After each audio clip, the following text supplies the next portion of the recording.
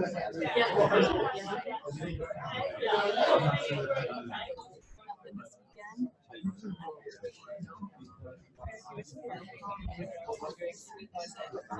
read the email that said, is that for real? I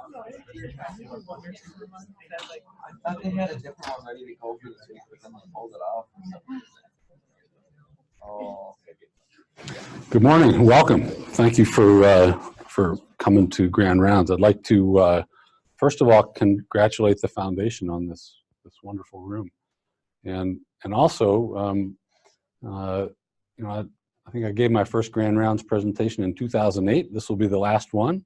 I'd like to thank the foundation, Chris and Scott, for their leadership, Joanne especially for shepherding vascular surgery, Ross and Larissa for your statistical support over the years. So thank you.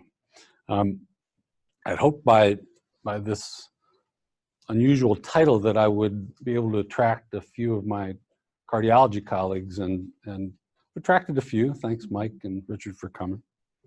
These are my disclosures. I'd also like to thank MHI Vascular Surgery, our staff, our administrative staff, the APPs, my physician colleagues. It's been a good run. I'd especially like to thank those who have been subject to my 12-year reign of terror.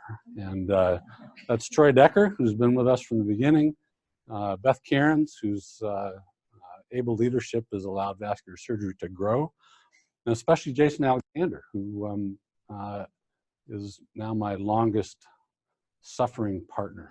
And you know, Jason has always given some of the best Grand Rounds talks that I can remember. And so I'd like to make this talk a little Alexander-esque. And so after Jason Alexander, now not this Jason Alexander, whose name is actually J. Scott Greenspan. Jason Alexander is his stage name. So it's actually this Jason Alexander, and who always brings some unusual aspect of history or, you know, kind of the rest of the story to his talks. The challenge is that as Jason goes off on these tangents, I never know when he's coming back and to actually the topic. And so I decided to give you all a little heads up. So when I'm about to go off topic, Jason Alexander will show up on the screen, and then when I'm going to go back on topic, there'll be a little carotid artery there for you. So the purpose of the talk is to describe the changes in carotid artery intervention during the past 30 years, which is how long I've been practicing, to identify individuals and opportunities during my career that shaped me as a person and a physician, and to acknowledge the importance of mentorship, opportunity, and focus in my development as a surgeon. So I'm about to go off topic. So what is Synchronicity? Well, as Jason will remember, that's this great album by The Police. And it included songs like Every Breath You Take and King of Pain. This was their fifth and final studio album, which was released in 1983, which is when I started my surgical internship, a long, long time ago. But in actuality, synchronicity is a term coined by Carl Jung, which is just as events may be connected by causality, they can also be connected by meaning. And for me, that points to hinge points or pivot points in my life, that if I had made a decision one way, my life would have gone this way, and vice versa. So I'm about to go off topic again.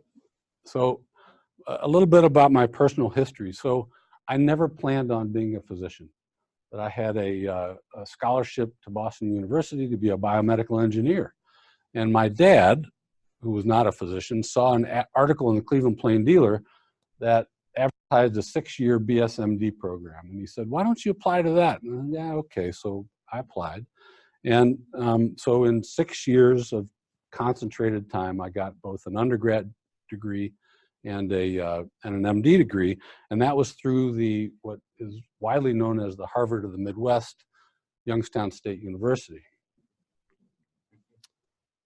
I never wanted to be a vascular surgeon. In fact, as an intern, I absolutely hated it.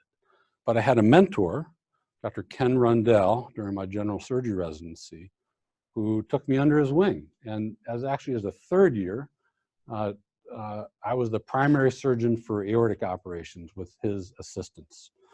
And I sure as hell never wanted to be an academic vascular surgeon. But I had a mentor who lit the flame in me, Dr. Norman Hertzer at the Cleveland Clinic. So hinge point number 1, I applied to only one vascular surgery fellowship as a 4th-year general surgery resident. That was at the Cleveland Clinic, which at the time was I felt was the best vascular surgery training program in the world. And they accepted 3 fellows per year. And that was home, and this was going to be great.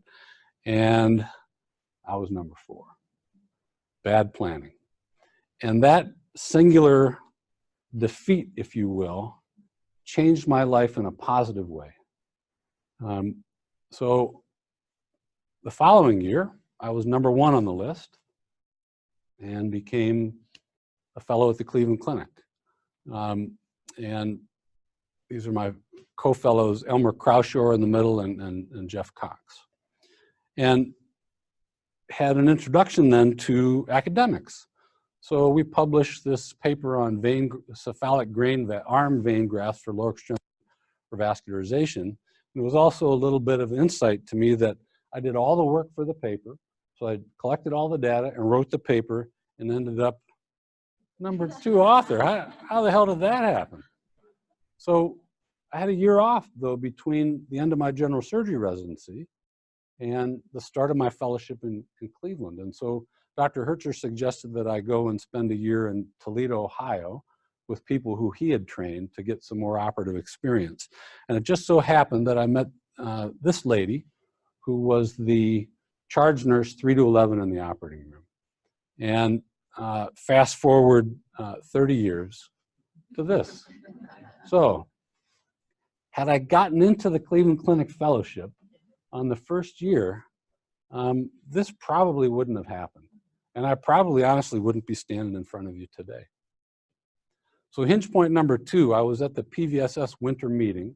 My resident was actually presenting a paper on carotids.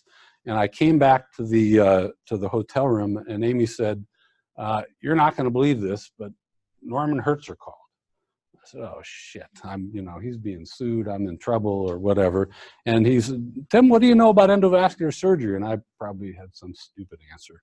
And he said, I want you to come back to Cleveland and start the program in endovascular surgery. So just lucky enough to be the, kind of the right guy at the right time and incredibly fortunate in that regard. So then became a staff at the clinic.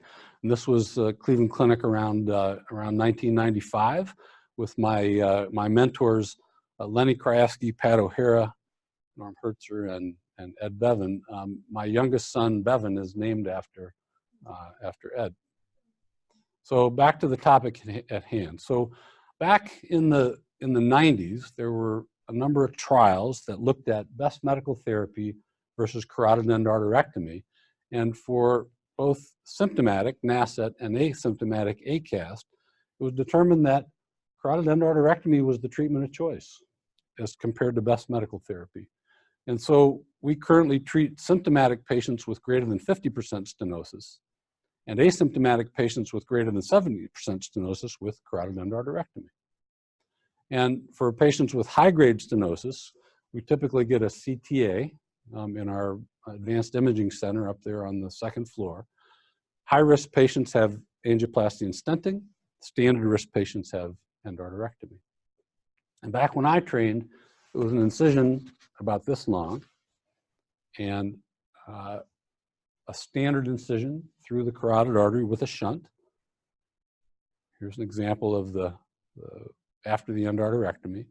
And then vein patch angioplasty. So we make an incision in the groin and vein patch, and patients complain more about the groin incision than they actually did the cervical incision. And Dr. Hertzer published our experience in over 2,000 patients. And some of the best results reported for carotid endarterectomy with a combined stroke and death rate CSM of 2.3%. Higher in patients with prior stroke or TIA, But this was actually one of the first papers to show that there wasn't a statistical difference here. But what he did identify was a group of patients who didn't do so well. We did a lot of combined endarterectomy and cabbages at the time, and patients with reoperations. And so this started to frame the discussion about maybe there are patients who aren't actually well treated with endarterectomy and should be treated medically, or maybe with another option. And so Hertzer and Kenorio published this paper on over 3,000 patients and identified high-risk patients with those comorbidities who didn't do so well with carotid endarterectomy. And this started to then frame the discussion again on alternative treatments like carotid angioplasty and stenting. And so this was the first carotid stent procedure at Cleveland Clinic in 1995. It was done by me and my colleague in neurointerventional radiology, Tom Mazurek. And high-grade stenosis, we used to do transcranial Doppler, and this is the flow through the middle cerebral artery. You can see that with contrast injection and with predilatation, because we didn't have protection devices then, there's stuff going through the middle cerebral. And despite that, the patient remained asymptomatic and had really a decent result. This was crimping, hand crimping Palmaz stents onto balloons because there was nothing else back at the time 25 years ago. And here's my friend Tom, who also shares a passion for fly fishing. And also coincidentally, Tom is my youngest son, Bevan's godfather. So also at the time, we were starting to do brachiocephalic angioplasty and stenting. And we published this paper in 1998, which remains one of the largest series of brachiocephalic interventions, and one of the only ones that actually looks at this on the basis of intent to treat, because there were some patients who we tried to treat and failed. So then came along cerebral embolic protection devices. So these are devices that we could put up past the stenosis, which would hopefully capture debris as we dilated the carotid artery.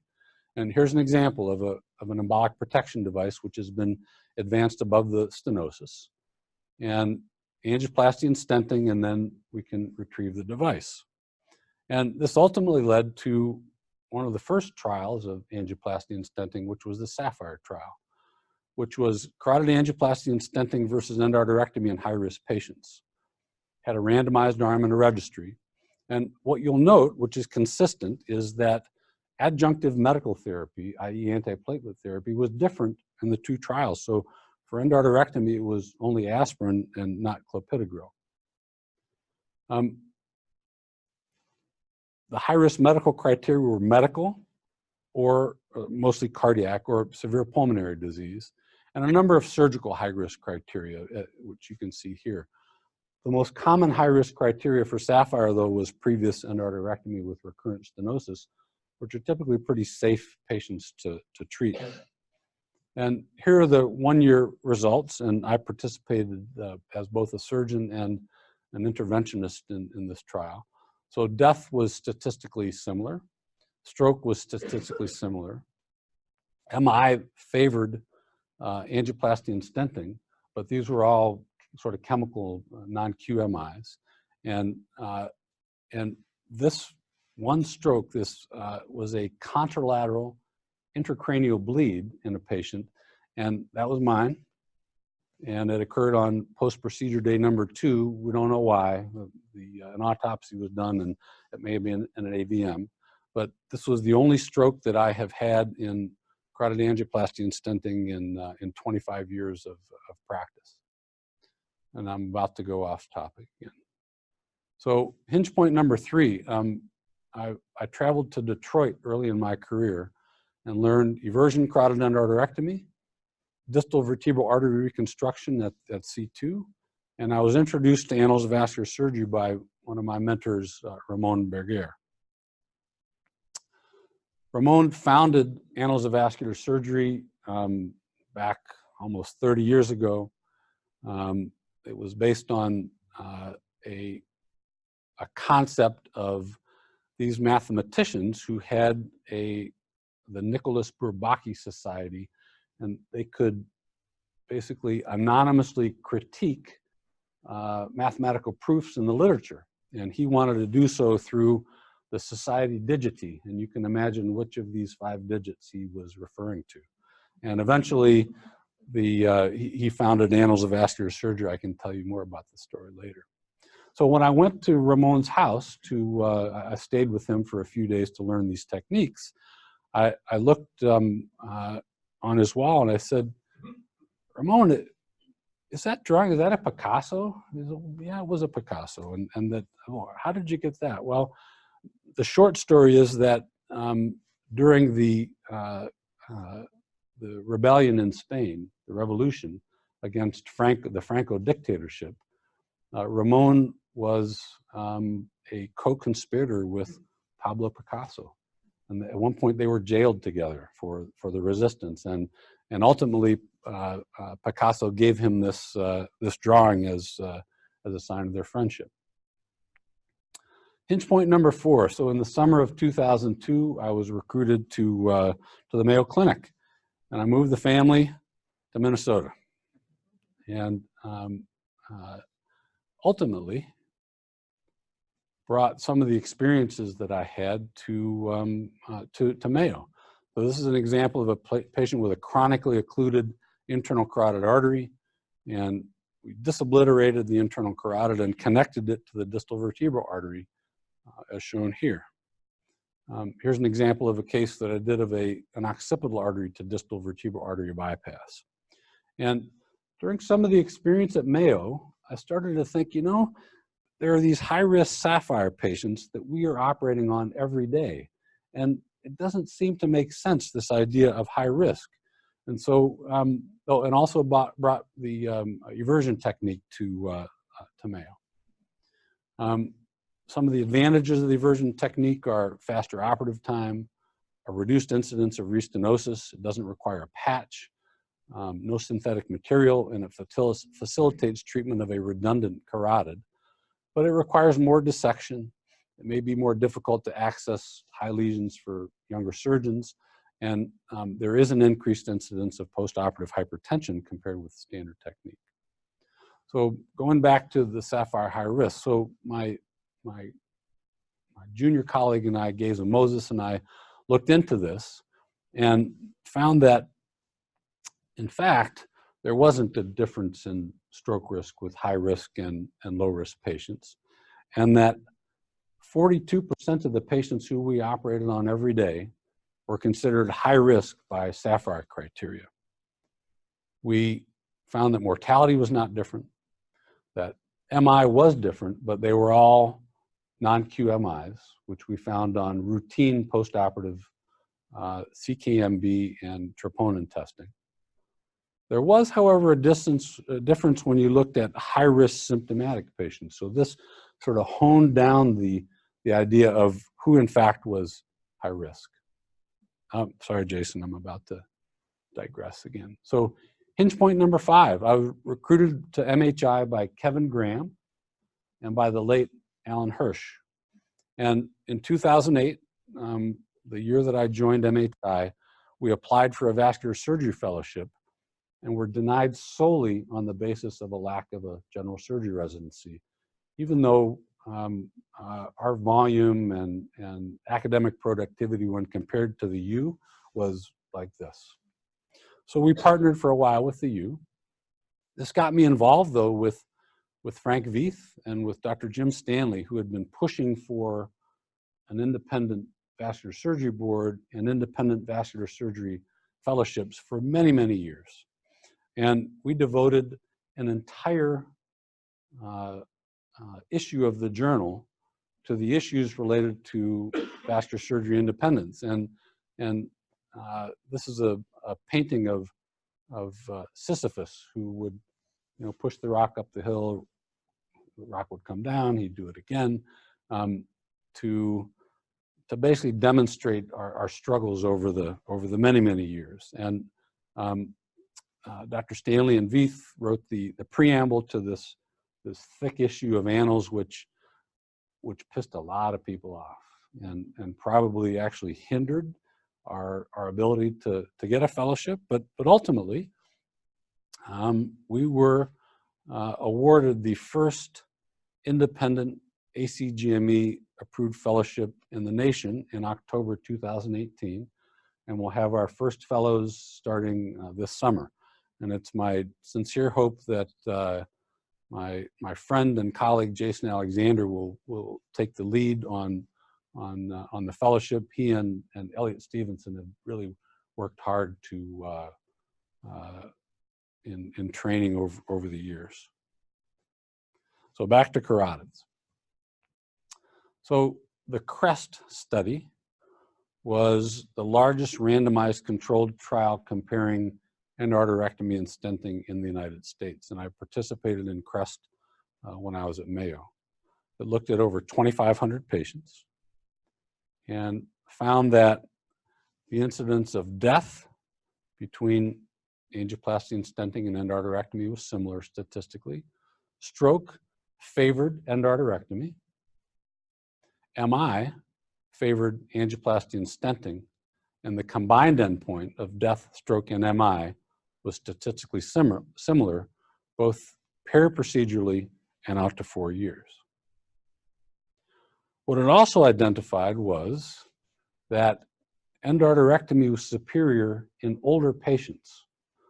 So they identified patients over the age of 70. And this kind of didn't make sense to me, although it held up in this large randomized trial. And when we looked at our experience, geez, that's half of our patients who then would be excluded from angioplasty and stenting. So Mike Bacharach, a friend and colleague who was in Cleveland with me and is now in Sioux Falls, we pooled our personal experiences with angioplasty and stenting and found that, in fact, with experienced operators and really good patient selection, that there's really not a difference in patients over the age of 80 and under the age of 80. And so you kind of have to be careful with what you see in the literature and really look critically at your own experience and data before extrapolating it to vast populations. So all this time, I'm thinking, how can I improve on carotid endarterectomy? Well, we can make the stroke risk a little better, right? The perioperative stroke risk, even though it's much better than angioplasty and stenting in terms of stroke risk. That the real thing, though, is that if we make the MI risk better, then it absolutely competes with angioplasty and stenting, especially for these higher risk patients. And we started to look at the role of anticoagulants. Why isn't best medical therapy equivalent in these trials? And how can I improve on this giant incision that was what I learned to do in Cleveland? So you have to look back to root cause. So the most common cause of perioperative stroke with endarterectomy is either postoperative thrombosis or embolism, and the embolism is most common when you're actually manipulating the vessel. And is there a way that we can improve upon that? So clopidogrel is known to be superior to aspirin alone in carotid angioplasty and stenting, to the point where we actually do P2Y12 assays on every patient to make sure that the clopidogrel is working before we do a balloon and stent. Dual antiplatelet therapy has been shown to decrease recurrent cerebral events in symptomatic patients prior to endarterectomy, and it reduces the stroke risk due to post-endarterectomy ICA thrombosis. Hey, those are the mechanisms of stroke that Tom Riles identified 25 years ago. There was variability in the literature, though, regarding bleeding risk following endarterectomy. Some studies say yes, some say no. And again, a significant difference in best medical therapy with endarterectomy and angioplasty and stenting. With respect to warfarin, a topic that actually our former partner Peter Alden brought up, we relied on the cardiology literature that actually patients do better if you put in a pacemaker while they're on warfarin as opposed to this bridge, because at some point they're fully anticoagulated on warfarin and then fully anticoagulated on heparin. That's when they bleed. And so we extrapolated this to our experience, and we now operate on patients on full warfarin anticoagulation. We looked at our experience here with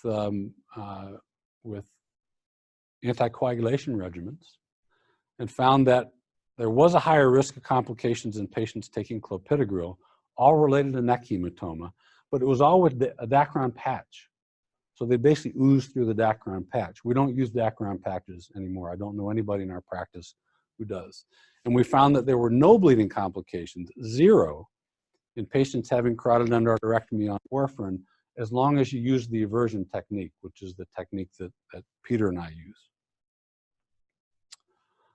So thanks to the foundation and thanks to Ross and Larissa, we looked at our results with anticoagulants. And we found that over time, now more than 3/4 of our patients who we operate on are taking clopidogrel. And we went through the IRB and looked at more than 1,000 consecutive patients. Interestingly, most vascular surgery practices operate on asymptomatic patients. That's just how the referral goes. For us, almost 6 out of 10 of our patients are symptomatic, having had a prior TIA or stroke.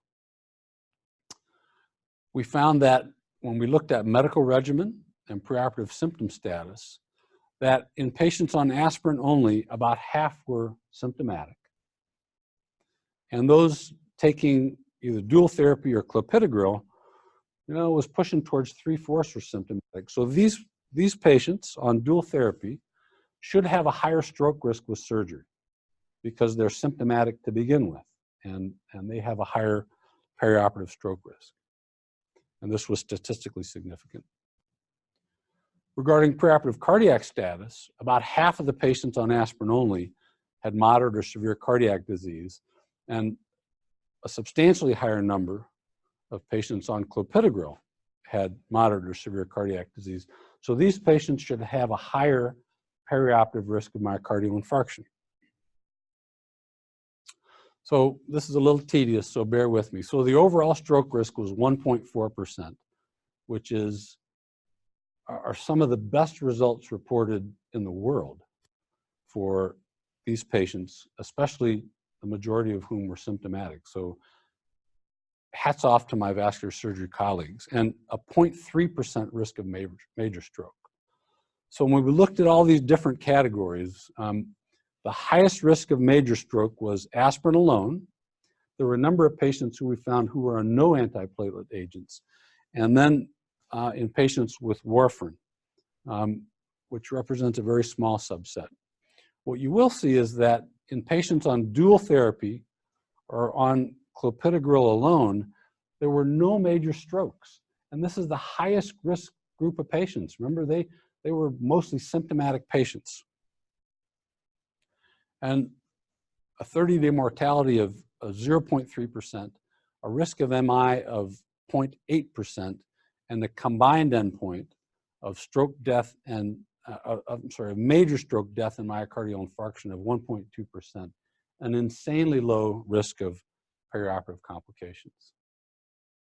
So when we looked at complications based on medication category, so stroke, hematoma, and MI were statistically similar with aspirin only or versus clopidogrel. And remember, these are higher risk patients, higher risk of cardiac disease and a higher risk of perioperative stroke because they're symptomatic ahead of time.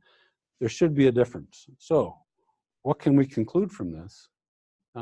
Is that clopidogrel may be protective of MI and major stroke. So all of our patients having carotid endarterectomy should be on clopidogrel. That there's no increase in complications with dual therapy, especially now that we've gotten away from Dacron patch. And this is, I think, good evidence that dual therapy should be considered best medical therapy in patients having endarterectomy and should inform future trials. So here's an example of a patient with a redundant carotid artery who was treated with the eversion technique with a shortened ICA. I've gone to over time from a giant incision to a small incision, a mini-incision technique. I usually call on my friend Russell to find the ultrasound, and then we mark the carotid bifurcation on the patient's skin, then prep and drape. And the definition in the study that I'll show you is an incision that's 4 centimeters or less, so 1.5 inches max, and then stretch the incision a bit with this pediatric omni retractor. Again, thanks to the foundation and our prior intern, Danielle, who served as an intern and then lead intern and is off to medical school. We published our results in book chapter, which will be for the Northwestern Vascular Symposium this coming November. And what we found when looking at standard versus mini incision, that there were a higher percentage of patients on clopidogrel in the mini incision group. The majority were done eversion. Out of 125 consecutive patients in whom the mini incision technique was attempted, there was one technical failure. There was some proximal disease that I didn't recognize on CT. Had to extend the incision to bring the endarterectomy further.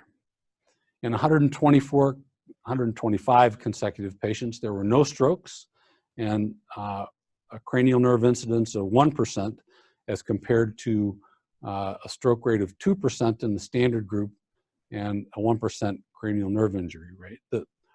These numbers were not large enough to gain statistical significance, but the technique works. Talk a little bit, just briefly, about TCAR, transcarotid artery revascularization. This is the pivotal study with a 1.4% risk of stroke and a 1% risk of cranial nerve injury in high-risk patients, the majority of whom were asymptomatic. This is the flow reversal system that's utilized, and I won't go into the results. That's I think the subject of another Grand Rounds presentation. One of the advantages of TCAR is a small incision. This is a slide from the company who makes the device. So the standard incision on your right and the TCAR incision on the left. I would posit that this mini incision scar is about the same as the TCAR scar and provides better stroke protection.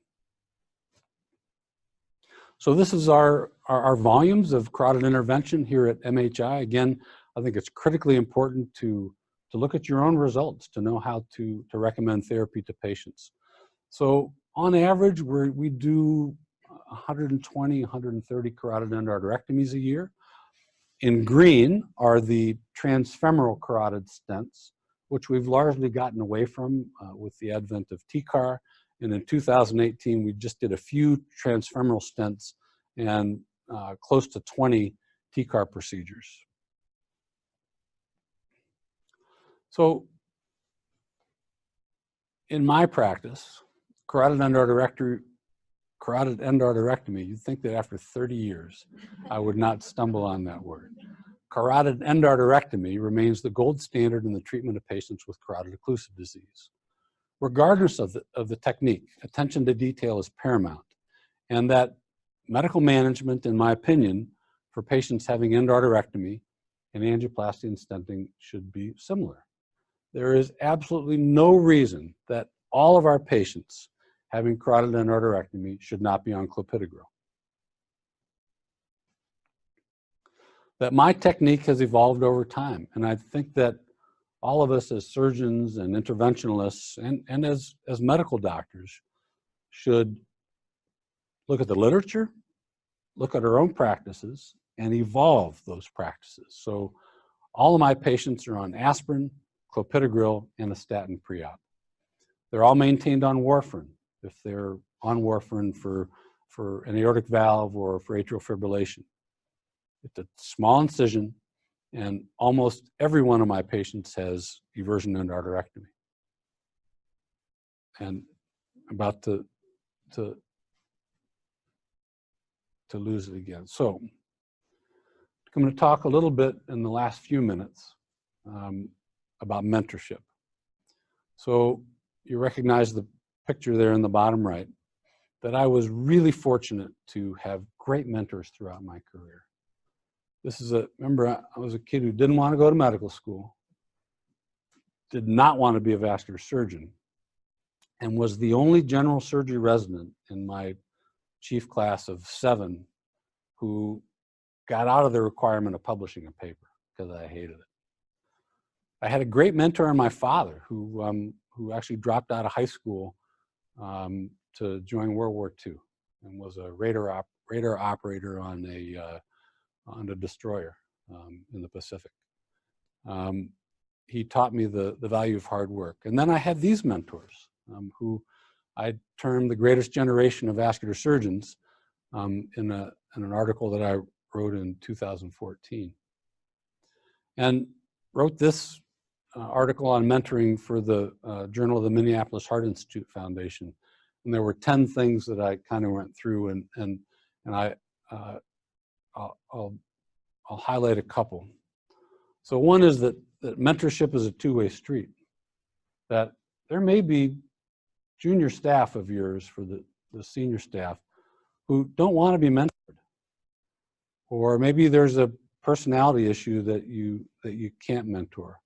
That some of them think that, you know, I trained at fill in the blank, and that this is the way I'm going to do it, and that, old man, you know, I don't need your help.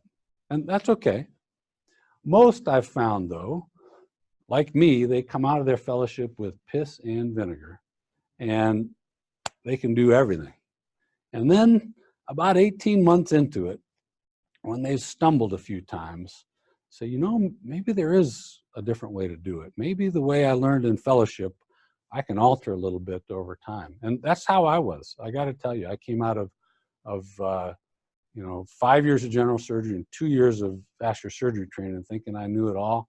I was absolutely wrong. And it took me about a year to figure that out and to ask for some help. The other point I want to make, especially in terms of medical education today, is, and I'm sure a lot of you have read this book by Malcolm Gladwell. So one of the things Gladwell talks about is 10,000 hours, that it takes 10,000 hours to become expert at doing something. And that might be hitting a golf ball, it might be hitting a hockey puck, and that, you know, now I'm going to sound like an old fart. So 36 years ago, I started my surgical training, which was before probably many of you were born. And I had 5 years of general surgery and 2 years of vascular training. And the good years, I was on call every other night. And as a third, fourth, and fifth year general surgery resident, I was on call every night. Some of it in-house, some of it from home. And it was the same for vascular surgery training. So when I do the rough math, I had my 10,000 hours by about the time that I graduated from my second vascular surgery fellowship. And I still didn't know everything. With duty hour restrictions, compacted training so that there are many who go through a 5-year vascular residency, you don't get your 10,000 hours till you've been out 3 to 5 years. And it takes that. It takes that mental repetition. It takes seeing cases. It takes cutting and sewing to be able to do that. And so we as senior physicians need to understand that, to understand how to mentor our junior colleagues who are coming out of training programs now. So on the mentorship part and the other part, the Alexander-esque part, my surgical career has been influenced by mentors who took the time to nurture my interests and present me with incredible opportunities. And life is truly replete with events that shape our futures in unexpected and wonderful ways. And the challenge for us is to recognize and embrace those hinge points, because in the heat of the moment, you probably don't see it, or there may be some that you see, but but you don't see them all. And that ordinary people in teams, with opportunities and with great mentorship can do truly extraordinary things. So I think now that I've earned the right to be called Alexander-esque, since I've gone off on these Jason tangents. So I really consider myself to be pretty ordinary. So I was a pretty decent student, but I wasn't a very good athlete when I was in high school, unlike many of you. You know, I was short, chubby, and slow, which does not lead to athletic prowess. You know, I went to Youngstown State.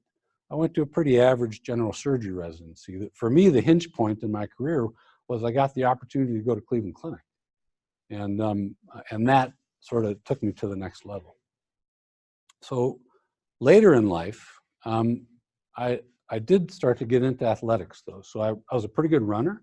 I could run a 3:15 marathon, and I then got into to kickboxing. And you think that is a really stupid idea for someone who's a surgeon. And in fact, it was a really stupid idea. But I found that I was really good at it. I was really good at it. I had the aggression necessary. I was knocked down a bunch of times, but never knocked out. At one point, though, when I was in Cleveland, I came in, this is when I was on staff, I came in with a broken hand, and I went from having to use a 7.5 glove to a 9 glove. And you can imagine Stormin' Norman was none too happy about that.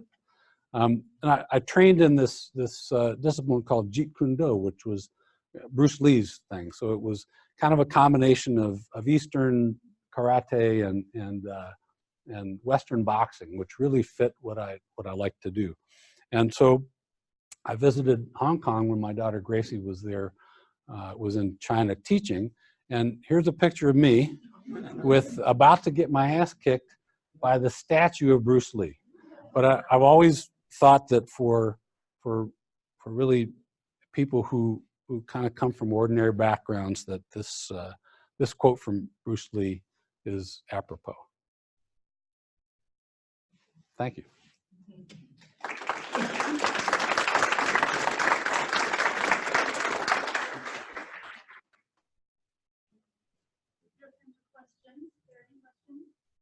And Jason, thank you for being such a good sport. A question on going back a few years on your pursuit of biomedical engineering. What interested you in that field, and what area did you think you would pursue? Would it be cardiovascular? So, you know, back then I didn't really know. So I graduated high school, I was 17 years old. I was too young to know really what was going on. I liked math. I absolutely loved math, and math and biology, and principally because I had great teachers in high school who really kind of lit that fire. And so I thought that, you know, I could probably parlay my math skills into making gadgets or whatever. And I think I would have been pretty happy doing that, if not for my dad saying, you know what, you should think about that. And, yeah, okay, I'll do that. I didn't know. I didn't. I was too young to know. And at age 17, went off 2 weeks after I graduated high school to start this 6-year program, and without really a clue as to what was going on. I mean, I was really green, and turned out okay. I'd like to make a comment. You talked about hinge points, but your coming here was a hinge point for us. So thank you. It was for me too. Thank you all for helping support vascular surgery. Tim, having grown up near you and having friends attend the same medical school, I was just curious, in retrospect, what do you think of that concept of, you know, you're sort of giving up college in a way, you're losing that whole, I mean, to me, college was the best experience of my life, I think. Oh, Notre Dame. No, but I mean, it's so intense, and do you think, and maybe you're a little too young at the time when you do that, and I'm just wondering what your thoughts are on that, doing those types of programs? So it was pretty intense. So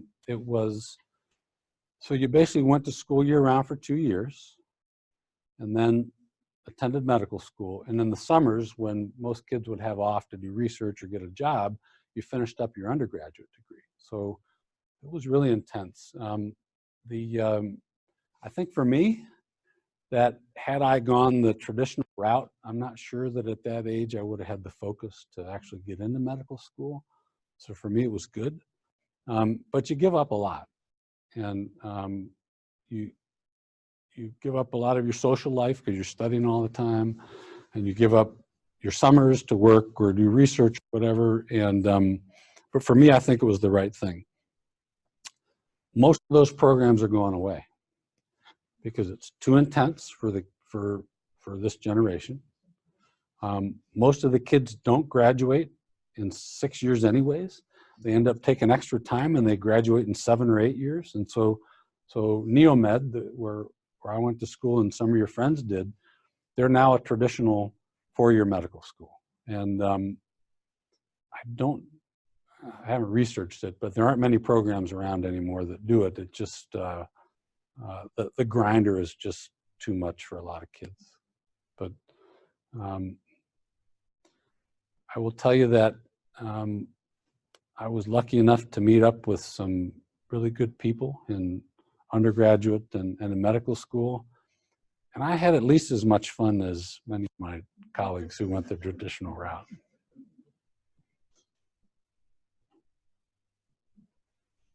Tim, what are our current rates of dual therapy use?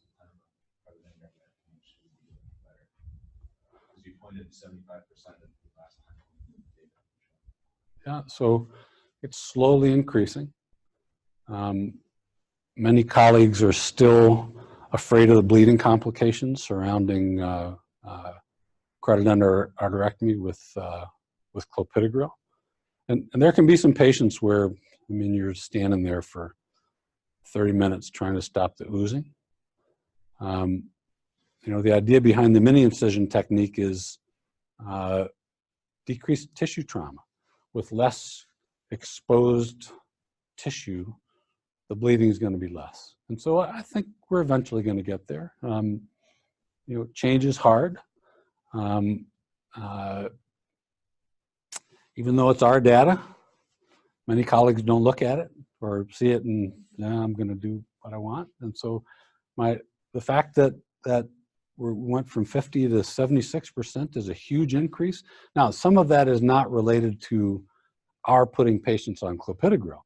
It's based on just patients have cardiac disease, and you all have them on clopidogrel and prefer not to have us stop it. So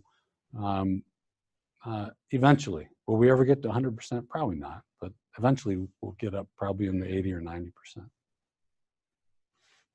I'm a first-year cardiology fellow, and so for someone like me or your incoming vascular surgery residents or fellows this summer, what advice do you have in terms of being able to identify a mentor early on in that career? That is a really great question, and so I think you're going to do really well because you're aware enough, you're self-aware enough to ask the question. Again, the challenge that we as senior physicians sometimes have are young physicians or students who aren't self-aware enough to understand that they need mentorship. So you are, first of all, way ahead of the game. So you can identify a mentor by, number one,